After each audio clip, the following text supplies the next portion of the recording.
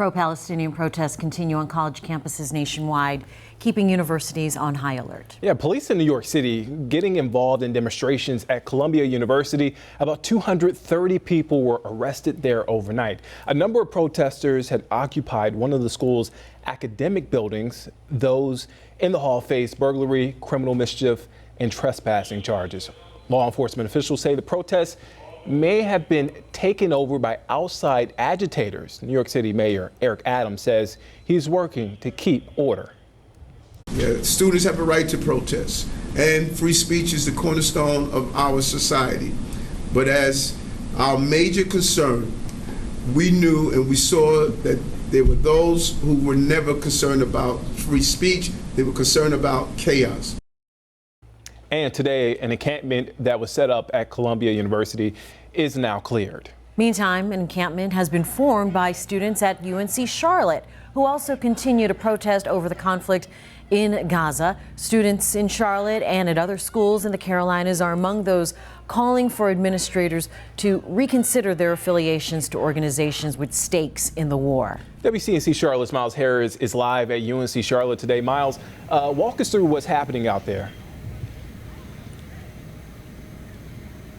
Yeah, well, Nick and Jane, UNC Charlotte is really no different than several campuses really across the country, where you're seeing encampments just like this right here behind me here in reaction to what's happening in the Middle East. Now, the big difference between what's happening here compared to several campuses across the country, there's been no arrests. I would say here it's been peaceful. That's how senior Sean McCarty describes the protests happening at UNC Charlotte's campus. Definitely no physical altercations or there's no riot squad coming in. Palestine will never die! Palestine will never die! Over the last week, more students have set up Palestinian flags and tents on campus.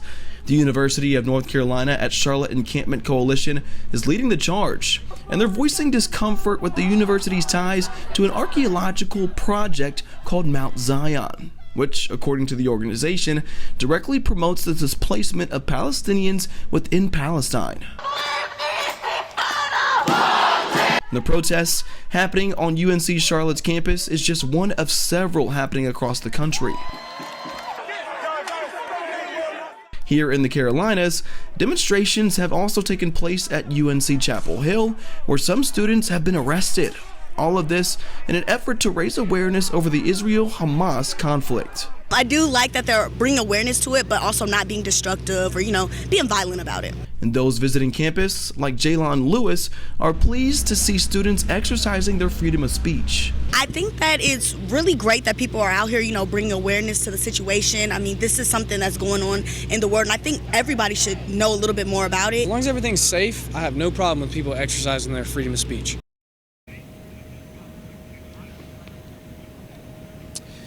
Yeah, Nick and Jane, I did reach out to the universities, and when it comes to the handlings on these encampments, and a spokesperson, they tell me that they have a demonstration activity response team here on campus and on site to explain campus policies and the consequences that can result for students as well as any other protesters who do not follow them. Now, of course, we're going to have more on these protests and these encampments that are happening right here on UNC Charlotte's campus tonight at 5:15.